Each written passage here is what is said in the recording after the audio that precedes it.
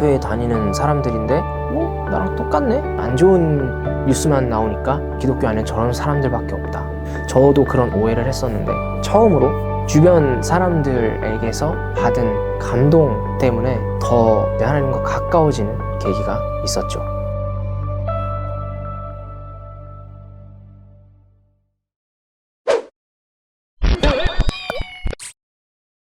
첫 번째는 제가 기도를 했는데 그 기도에 대한 응답처럼 너무 즉각적으로 어떤 피드백이 왔고 사건이 터졌잖아요. 근데 그 내용을 봤더니 좀 터무니없는 것들도 있었고 해서 그냥 저는 제가 할 수 있는 게 없잖아요, 사실은. 조사받고 집에 올 줄 알았어요, 그때는. 근데 이제 구치소로 보내시더라고요. 예. 구치소를 가게 되었는데 제가 이제 가기 전에 유치장에 있을 때 아내가 편지를 써줬어요. 새벽 기도를 갔다 와서 고린도후서 5장 17절 말씀에 그런즉 누구든지 그리스도 안에 있으면 새로운 피조물이 된다. 이걸 적어줬죠.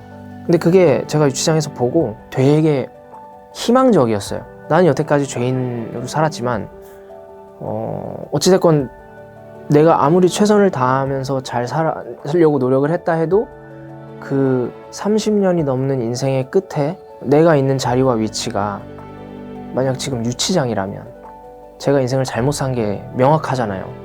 제가 그 사건에 대해서 죄가 있든 없든 상관없이 그런 의심을 받을 만한 사람이라는 것 자체가 저는 이제 잘못된 삶을 살았다고 생각이 들었고 이걸 어떻게 고쳐야 되지? 내 힘으로 할 수가 없잖아요. 근데 그 구절이 이제 누구든지 그리스도 안에 있으면 새로운 피조물이 된다. 그리스도 안에서 한번 새로운 사람이 되어봐야겠다. 어찌됐건 구치소에 들어가게 되었는데 제가 방 배정을 받고 방에 들어가기 전에 복도에 이제 책장이 있었거든요. 그 책장에서 제가 무슨 마음이었는지 아무튼 생명의 삶 한 권을 꺼내서 가지고 들어갔어요. 근데 거기에 딱 고린도 후서 5장 17절 아내가 저에게 적어줬던 그 말씀이 한 구절이 딱 써 있는 거예요. 이건 진짜 빼박이다. 이건 진짜 나에게 주는 메시지고 이 사건은 내가 회심해야 되는 사건이고 그냥 뭐 재수없고 뭐 시간 빨리 가야 되고 재판 잘 돼야 되고 막 그리고 나와서 다시 예전처럼 살아야 되고 막 이런 느낌이 아니라 그냥 무슨 일이 있더라도 나는 이 사건을 통해서 변해야 된다. 약간 이런 확신을 주게 된 사건이고 그 이후에는 사실은 이 주변 사람들의 공이 컸어요. 그래서 저에게 감동을 주는 거죠. 저는 비신앙이었기 때문에 기독교인들의 어떤 주변 같이 관계하던 기독교인들의 어떤 행동이나 이런 것들을 봤을 때 특별히 구분되거나 구별됐다는 걸 느끼지 못했어요. 교회 다니는 사람들인데 뭐 나랑 똑같네? 뭐 이런 상황에서 선택하는 게 나랑 똑같네? 뭐지? 그럼 교회 다닐 이유가 뭐지? 뭐 이런 것들 혹은 뉴스에서는 안 좋은 뉴스만 나오니까 오해를 하게 되는 거죠. 기독교 안에는 저런 사람들밖에 없다. 저도 그런 오해를 했었는데 처음으로 주변 사람들에게서 받은 감동 때문에 더 이제 하나님과 가까워지는 그런 계기가 있었죠. 우선 첫 번째로는 저희 장모님 장인어른이 그러셨고 정말 뭐 평생 하나님을 따르고 순종해온 분들이신데 뭐 정말 하나밖에 없는 딸을 결혼시켜서 배우자 기도를 평생 하셔서 저를 만나서 결혼을 했는데 그런 일이 벌어졌으니까 엄청 원망이 되셨을 거 아니에요. 근데 이제 그 새벽기도 가운데 하나님께서 그런 마음을 주셨다고요.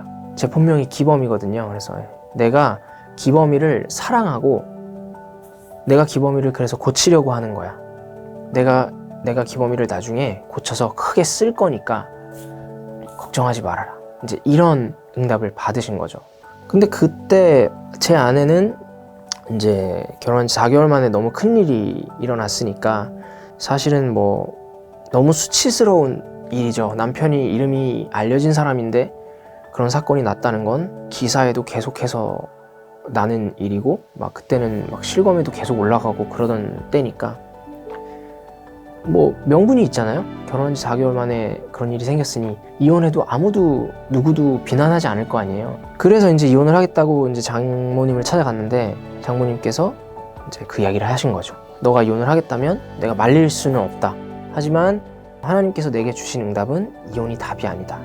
다시 돌아가서 한번 고민을 다시 해보거라. 그러고 나서 이제 제 아내가 저를 용서하고 지금까지 저희가 잘 살아오고 있는데, 저도 부모지만, 아이를 키우는 부모지만 쉽진 않을 것 같아요. 그런 결정을, 내가 신앙인이지만 아무리 신앙인이라도 하나님 만났어도 내 아이에게, 내 아이의 가정에게 부모로서 그런 선택을 하는 것 쉽지 않을 것 같거든요. 이제 그런 부분이 사실은 저에게 되게 다르다고 느껴졌어요. 저는 한 번도 크리스찬을 보면서 누구와 이 사람은 진짜 다르다 를 느낀 적이 없었는데, 제 장모님을 보면서 다르다를 느꼈고, 장인어른 보면서 다르다 느꼈고, 또 이 장소가 브랜뉴뮤직이지만 이 회사의 대표님인 라이머 형님도 크리스찬이시고, 또 라이머 형님의 아버지 되시는 분이 전무님으로 계시는데 이제 다들 크리스찬이시니까 정말 그 사건이 터지고 저를 위한 새벽 기도를 매일같이 막 가주시고, 지금 이 시간까지도 뭐 그 사건으로 인해서 얻은 손실이나 이런 거에 대해서 저에게 정말 단 한 번도 책임을 물으신 적이 없어요. 제가 재판을 받는 구치소에서의 6개월 반, 그 시간 동안 그런 감동을 받고 다름을 경험하고 이러면서 하나님을 그때는 만날 준비라고 생각해요. 만날 준비를 하고 이제 재판이 끝나고 나와서 좀 더 뜨겁게, 그때부터는 정말 뭐 큐티도 하고 주일 예배를 나가고 뭐 하면서 계속 좀 공부했던 것 같아요.